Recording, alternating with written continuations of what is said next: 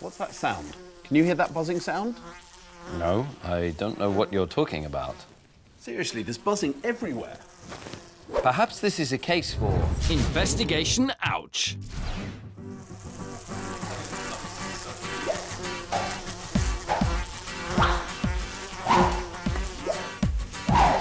Yes, this is a room full of flies, and no, I haven't had a bath in weeks, but we're not going to talk about that. If you're wondering what these flies have to do with modern medicine, I'm about to tell you. This is Kerry Jones, and he's a fly breeder. Yes, you heard right, he breeds flies. Kerry, how many flies have you got in this room? We've got 36,000 flies in this room. Did you count them all? Every single one. And I bet he knows all of their names. What kind of flies are they? They're the common green bottle, same as you'd find in your house or your garden in this country.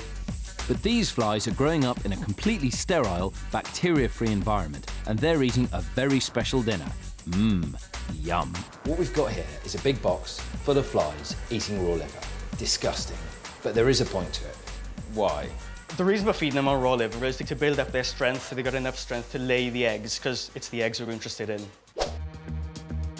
Flies lay eggs, and the eggs hatch into larvae or maggots like this one. Hello, beautiful. And it's the maggots that have a special medical use. But before we get to that, those eggs have to be harvested. It's basically a manual process. It's removing the eggs from the liver. They're extremely small, and there will be between 10 to 20,000 eggs in each dish. Yes, this white stuff is thousands of eggs all stuck together. How long has this piece of liver been in there? About 2 hours. So in 2 hours, 600 flies have laid 20,000 eggs. Yes. That'd be impressive if it was chickens, wouldn't it? From these fly eggs, little worm-like larvae hatch. These are maggots. Nice. Now, you've probably seen maggots before, and these are the same scary maggots that you see in dead animals and in horror movies. But there's one really important difference. These maggots are sterile. These are superhero maggots. Being completely germ-free means they can be used in hospitals for a very important job: to clean dead skin away from large wounds, allowing them to heal. So these are nice maggots. Kind of. In here, there's a foot with a wound with 500 maggots in it. Let's go see them in action. Not if you're squeamish. Prepare to look away, but not yet. This is Ros Thomas. She's a foot doctor or podiatrist, and she's going to be tackling this. It's a foot with a nasty wound on the bottom of it, and a sock, so it's still all right to look. Maggots have been on the wound for 2 days, and now it's time to see what they've done. Get ready, people. Hopefully they've had a good feed now. Hopefully we'll see a nice clean wound. Prepare yourself, it can look a bit icky. And there we go. Are you looking? Cleaned up quite a bit, not completely, and they're still quite lively there. They're our little blind, legless surgeons that help to clean up all the mucky tissue. So they're very precise surgeons. They're very precise surgeons, yes. Take a closer look. Although they can eat dead flesh, maggots don't have any teeth. They vomit powerful chemicals onto the wound, which dissolves dead flesh, and the maggot can then eat that, along with any bacteria that are around. And that is what makes them perfect wound cleaning machines. It's looking so much better than it was originally, because it was completely covered with yellow, mucky tissue.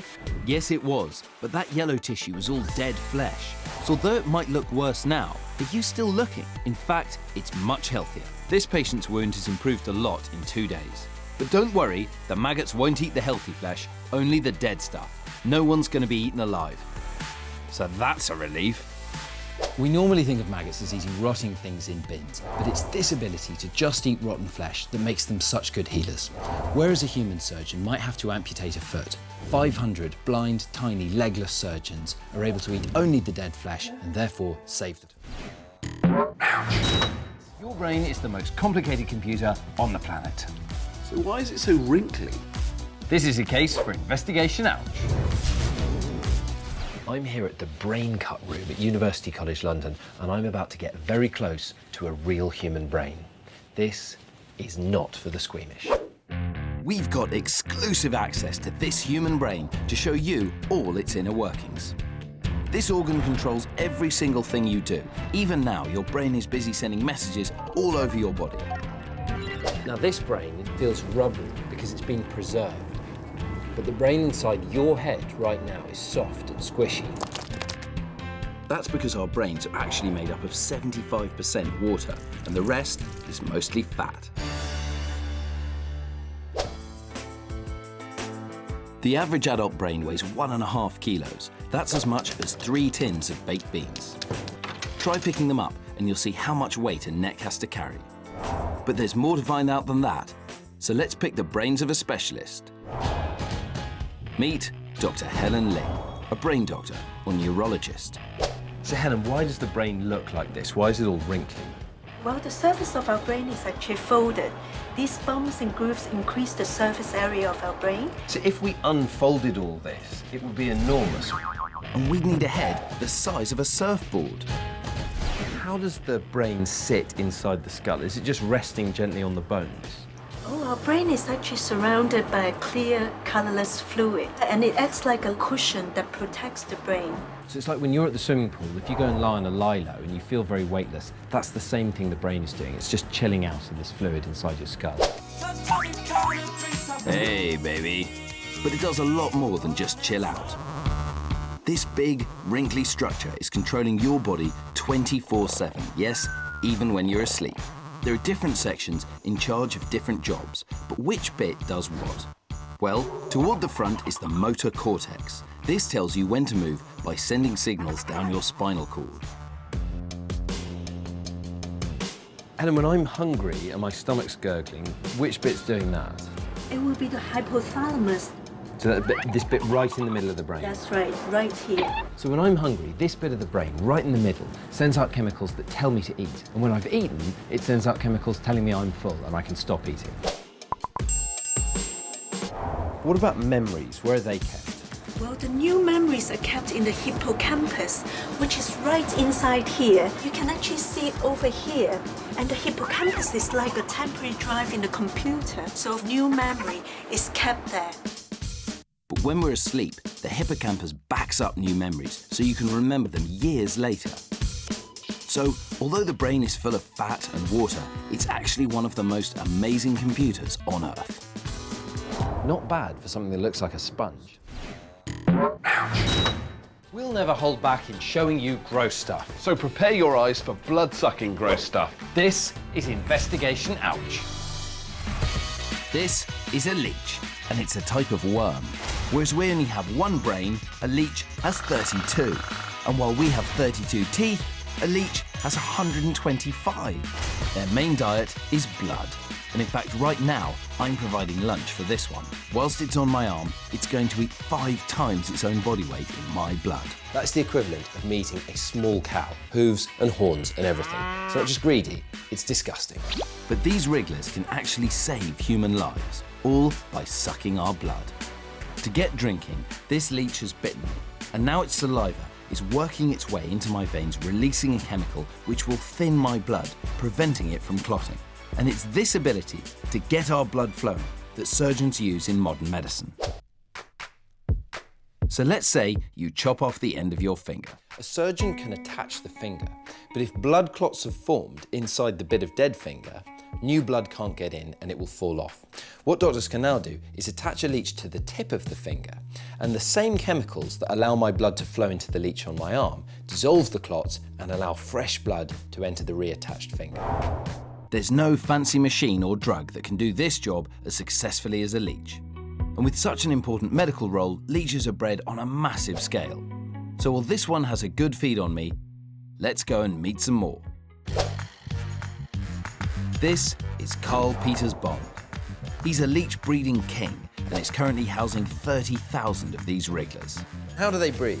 Well, the leeches are a male and female, so they can fertilise themselves. Sort of boys on one section, girls on the other, and then they sort of breed together. So when 2 leeches mate, they both get pregnant, which is pretty extraordinary. And wait till you meet their babies. This is a leech nest. When the leeches lay their eggs, it looks just like white foam, and then it settles down to a sort of a sponge. So this is made by the leeches, and you can just see the clear space at the top, and then the leeches have settled to the bottom. I'm just going to cut the lid off. It is full of wriggling leeches. This is like the world's worst Easter egg, isn't it? Yeah. That's so fascinating, I'm completely distracted from how disgusting it is. And I'm completely distracted with the fact I've still got this enormous leech feeding off my arm. What's going to happen when he's full?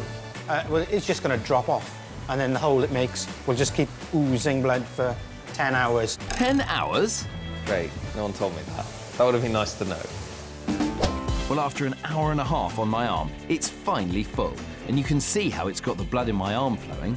This is the point. If you've cut your finger off, if the surgeons reattach the finger, it's the chemicals that are now making me bleed that allow new blood vessels and new blood to flow into the reattached finger. They may be greedy, they may be frankly disgusting, but it is that means they are the most amazing healers. And you can see how much it's grown. It really is 5 times bigger.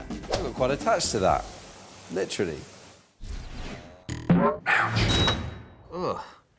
This is a case for investigation, ouch.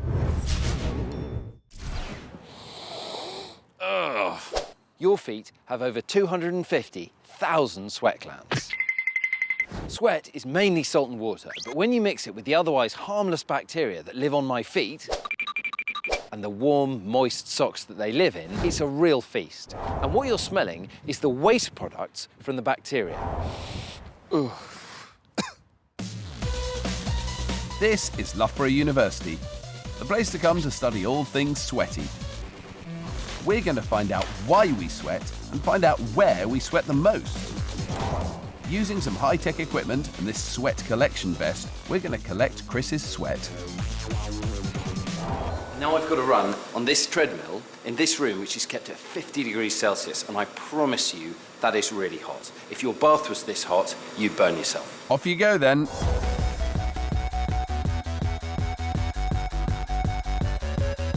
I'm just jogging, you know, if I was doing this outside, this would be relatively easy. And I've just got these fans in front of me, blowing hot air at me. Running in a room which is 50 degrees is causing Chris's body temperature to rise dramatically. If it rose to the same temperature as the room, he'd definitely be dead. So I need to lose heat, and it's very hard to lose heat when the air around you is hotter than you need to be. And the only way you can do it is by sweating. So hot it hurts. So the reason we sweat is to take the heat energy away from our bodies to allow us to cool down when we get hot. But it doesn't work very well when you put on a bin bag, it stops you evaporating the sweat. True, but you can't stop running yet. The sweat Chris is producing is not only full of salt, there are other things lurking in there too. And in fact, sweat is a lot like your pee. It's a lot like urine.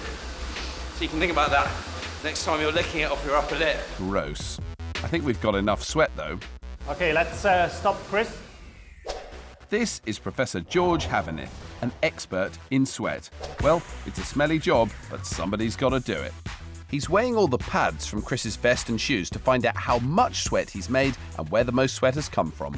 So he just measured me, and I'm a kilo lighter now than I was at the beginning of my run. And that is that much sweat that I've made, which is quite a lot in half an hour, isn't it? It is a lot, yes. Typically, top athletes would go up to 3 to 4 liters. I think you, with just over a liter in half an hour, 40 minutes, that's a great performance, I would say. I'm slightly offended. Slightly offended. I thought I was a top athlete. Dream on, Chris. Anyway, let's find out where you are the sweatiest. We compare the different values for the pads. What we see is that you sweat a lot more on your back, on your spine, rather than on the front. Really? Okay. And that's typically what we find in general when we measure people. The sweatiest part of your body is your forehead, with almost everybody. Usually about double the amount of the rest of the body. And then the back is the second part. What about my feet? Yeah, surprisingly enough, feet sweat a lot less than we think. Usually we have feet in shoes, and that of course encapsulates the sweat, and that's why we think they're very sweaty. But when we exercise, feet sweat only about 1/5 of the rest of your body. So, we now know that Chris's feet are not the sweatiest part of his body, but are they the smelliest? Let's find out. So I've been running in the heat room, I've sweated masses, but which smells worse? The pads from my body or my feet? You've got to find someone willing to have a whiff first, though. No, thanks. No thanks, you sure? Just smell my trainers? No? First, sweat from his body. What do you think? Not very nice. It's not a great smell, to be honest. Okay, try a trainer. Oh, that's awful. That's disgusting. Oh, yeah, they're bad. Oh, grim. Anyway, I think we've got a whiffy winner. My feet were by a long way the smelliest, and I don't find that surprising. These are Xand's trainers. Oh, that's where they went. But it's clear that despite our feet being less sweaty than other parts of our bodies, they are indeed smellier. And that's because they're wrapped up in shoes every day. But without sweat, your body wouldn't be able to regulate its temperature and you simply wouldn't survive.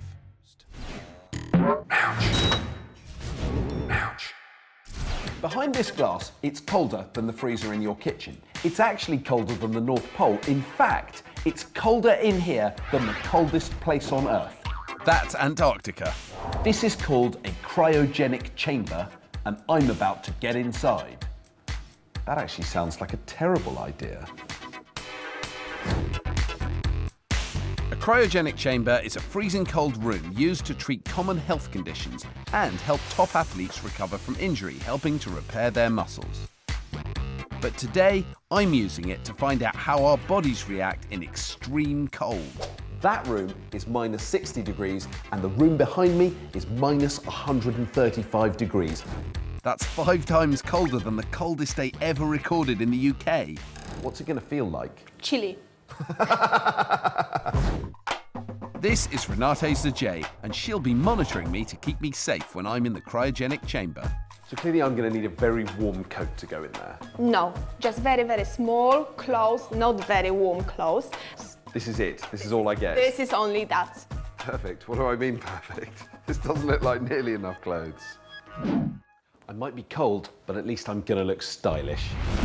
Headband, vest, shorts, 2 pairs of socks, clogs, face mask, gloves. I told you I'd be looking good. So I've got James with me filming, but James can't come in with that camera. So I've got a special camera with me, which I can take in there. So I'm not going alone, you're coming with me. Here we go. And it'll be so cold in there that I need the face mask to stop my snot and saliva from freezing. Whoa. Whoa. Oh, okay. It is very cold, but it's quite manageable because it's very dry. It's also it's almost sort of foggy in here. So the room I'm in at the moment is as cold as the coldest temperature ever recorded on Earth. But this room is just preparing my body for the next room, which is twice as cold. Minus 135, here I come. Oh! Okay. It's so cold in here that I can only stay in for 3 minutes, and Renate will be monitoring me the whole time to make sure I'm safe. It's very hard to describe quite how cold this is. The closer I get to the floor, this is now very, very, very cold. It's very hard to think it's so cold, actually. The shock to my body is making it hard to control my breathing. I'm getting goosebumps all over my arm, and you can see every single hair on my arm is standing straight up. And the reason that's happening is that my body is trying to trap a layer of air very close to my skin. And I'm shaking a lot. Shivering like this is my body getting my muscles moving to generate heat and keep me warm. As my hand gets cold, you can see all the blood goes out of my skin, and now my fingertips are going absolutely white. Very, very cold indeed. That's because as my body gets colder, it's making a choice. It's taking the blood away from the parts of my body it can do without, like my fingers and toes, and putting it into the center of my body to keep vital organs like my heart and brain alive. I'm now coming up to almost 3 minutes. I will be very pleased to come out.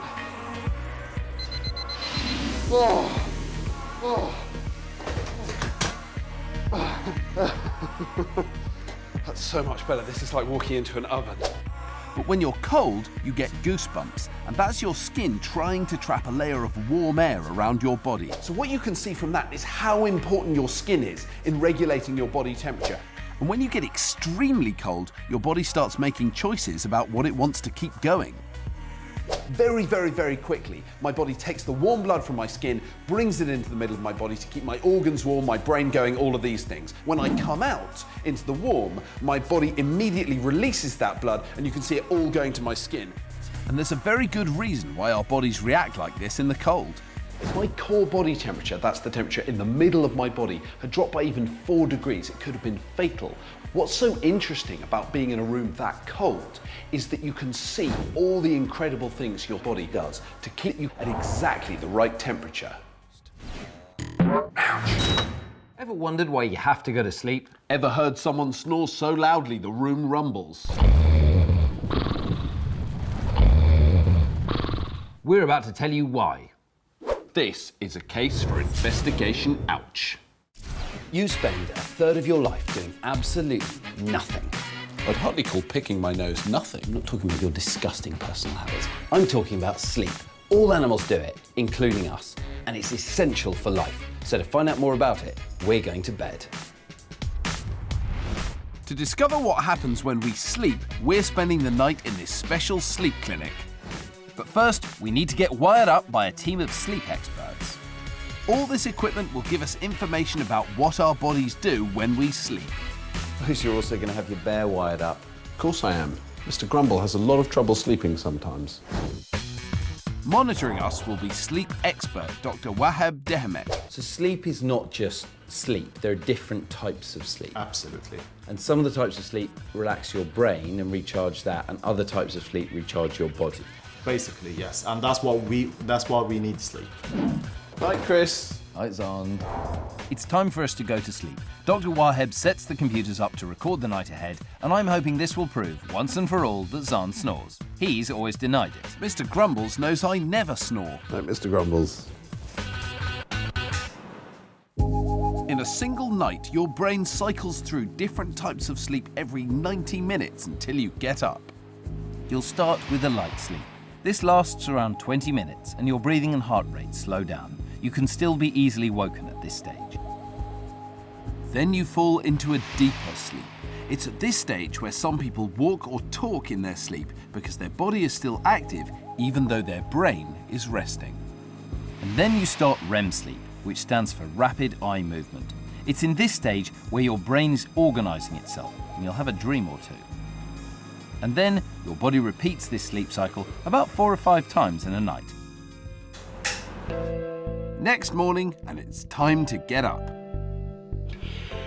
Other people say I snore, but I really maintain that I don't. I think they're all liars.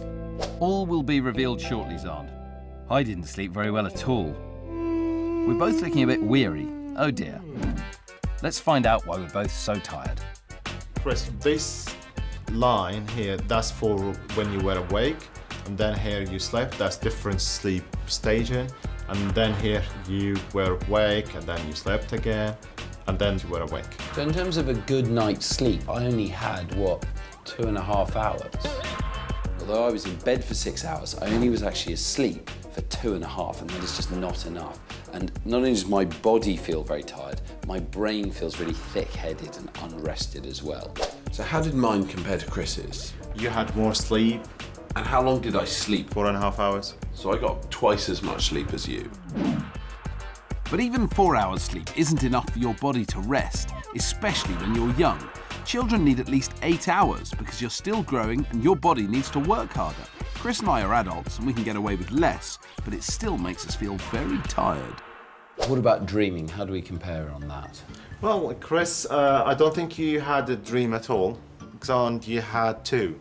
Although I had a full sleep cycle, it was pretty restless, and I just didn't dream, which can happen sometimes.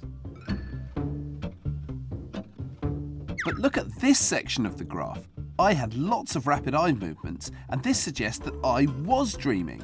How long were the dreams? They short dreams, or? One of them is half an hour, was half an hour.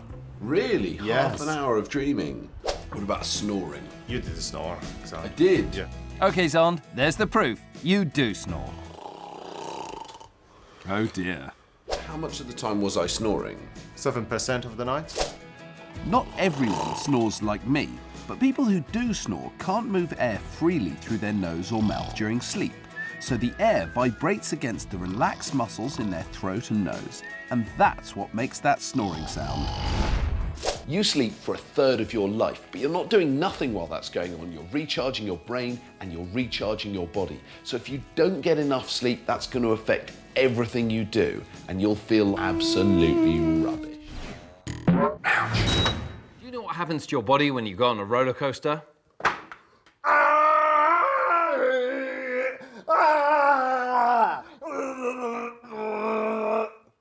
Exactly what I was looking for. This is a case for investigation, ouch.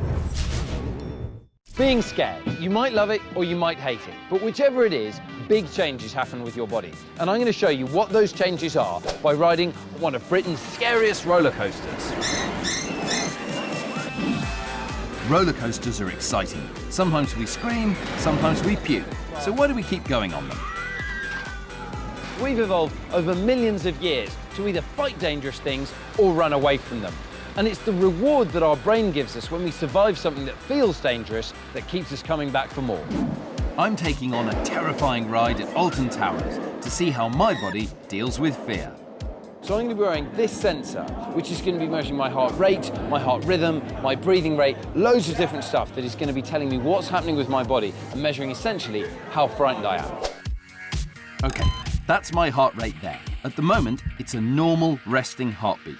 Keep an eye on it. Let's see what happens when I take on this scary ride.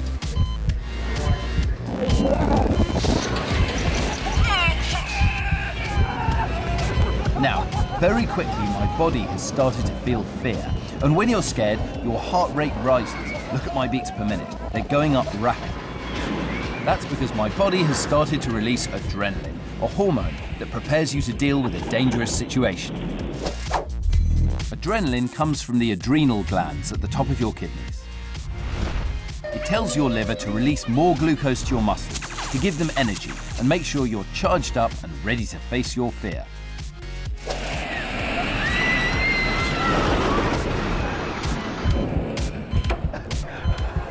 That was completely terrifying. My heart rate's very high, but as I finish the ride, it goes up even further. Let's find out why. As the ride starts, my heart rate remains fairly flat because I basically don't think the roller coasters are all that frightening. But the ride is so cleverly designed that I become completely convinced my legs are going to be chopped off and I'm definitely going to die. That's when my heart rate almost doubles and I'm totally terrified. My body is responding in exactly the same way it would if I was being attacked, and that is the fear response. But here's the thing, at the end of the ride, this point here, my heart rate goes up another 10 beats. And that's because I'm so happy I survived the dangerous situation. That's the reason we love these scary rides, because once you've survived it, you get that feeling of extreme happiness and a spike of adrenaline, and that's what makes your heart go faster at the end. So what happens to your body when you go through the same scary experience a second time? I'm going to go on the ride again. So with frightening situations, you can either make it worse and get more frightened every time it happens, or you can learn that actually nothing bad's going to happen to me on a roller coaster. I didn't die last time, so this time I'm going to control my fear and be less frightened. This is the beginning bit where my heart rate previously was very normal, and this time it is a bit exciting. On this second ride, my heart rate isn't jumping up as quickly as the first ride. And that's because I know what to expect, and therefore my fear response is not as dramatic. Now I've learned that nothing bad happens, I can really control that fear all the way through it. And you can do that with exams, you can do that with films, you can do it with anything you find frightening. You can just realise that actually very few things are really dangerous and you can stop being frightened. If you're not frightened, you can keep your head together. So during the second ride, my heart rate only goes up to 112 during the most exciting bit of the ride. And at the end of the ride, I don't get that extra bump in heart rate. And I didn't feel that amazing euphoric sense of I've survived something really dangerous. And that's the thing I'm now craving. Luckily, there are loads more rides. Xand. Yes? Hold this. Ah! A plastic snake! These things are terrifying. Yes, but what if the snake was real? This is a case for investigation, ouch. As a doctor specialising in tropical medicine, I'm used to working in some exotic locations with dangerous creatures. But today, I'm on the top floor of the Liverpool School of Tropical Medicine. And in fact, this is one of the most dangerous locations I've ever been in, because on this floor are 180 of the world's deadliest snakes. There are many species of snake here, and each one is capable of delivering a potentially life-threatening dose of venom, a poisonous fluid snakes inject through their fangs. Now, if you're wondering who on earth would volunteer to work with these deadly snakes, meet Dr. Robert Harrison. Why are you keeping 180 venomous snakes in this room? We take venom from these snakes, and that venom is used to make medicines to treat people who would otherwise die from snake bite. That life-saving medicine is known as anti-venom, and it's actually made using the snake venom itself. The anti-venom medicine Dr. Robert and his team are helping to make in Liverpool is used to treat people 4,000 miles away in West Africa, where there are 36,000 deaths every year from snake venom. Meet Paul Rowley, an expert snake handler who's brought some snakes out of their habitat for us to see in action. Well, this is the Nigerian saw-scale viper, and it's amongst the most dangerous snakes in the world to man. Even though they are small, they are an extremely dangerous snake. They do kill a lot of people. Because anti-venom medicine is made using snake venom, Dr. Robert and Paul have to collect that venom from the snake's mouth, but it's a dangerous business. When the snake bites the dish like this, the poisonous venom drips out of the fangs and is collected. It's a bit like milking a cow, and it doesn't hurt the snake. And Rob, what would happen if instead of a glass dish, this was human flesh? Once it gets into the blood, it causes terrific bleeding throughout the body. The poor patient is just bleeding from everywhere, from the nose, from the gums, from the eyes, and internally. For such a little snake, it can cause a lot of harm. And this small drop of venom that we've just collected is more than enough to kill a human being. But it's also enough to make the anti-venom that will save people's lives. If you're squeamish, look away now. This is a 12-year-old boy who was bitten on the foot by a Nigerian saw-scaled viper. He lost his big toe, but the anti-venom saved his life. Each snake has a different type of venom and needs its own anti-venom to be made. So, ready for another? This one is seriously fantastic. This is a Nigerian puff adder. So the snake has just bitten the mat, and that's just one of the problems of doing this is a very, very tricky thing to do. This adder's venom has a different effect on the human body to the previous snake. Terrific destruction of the tissues around the bite.